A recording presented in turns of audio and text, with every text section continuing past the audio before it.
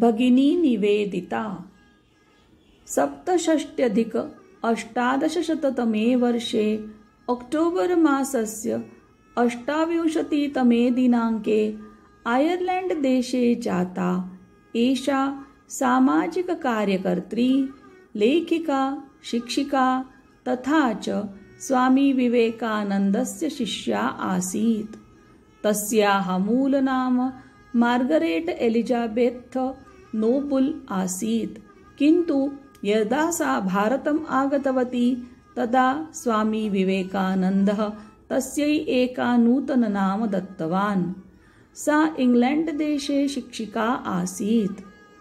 95-अष्टादशशततमे वर्षे सा इङ्ग्लेण्ड् देशे विवेकानन्देन सह मिलितवती।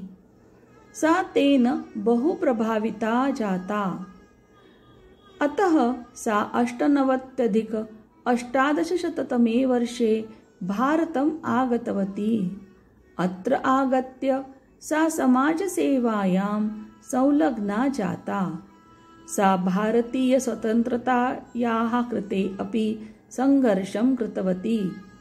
सा अत्र आगत्य महिलाशिक्षणार्थम् अपि कार्यं कृतवती।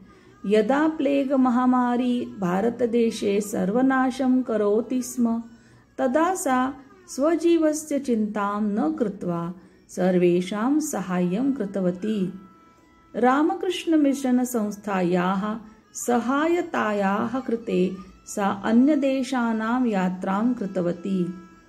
11-19तमे वर्षे सा दुर्गापूजायाः कृते दार्जिलिङ्गनगरं गतवती, किन्तु तत्र तस्याः स्वास्थ्यम् असमीचीनं जातं, तथा च सा दिवङ्गता जाता।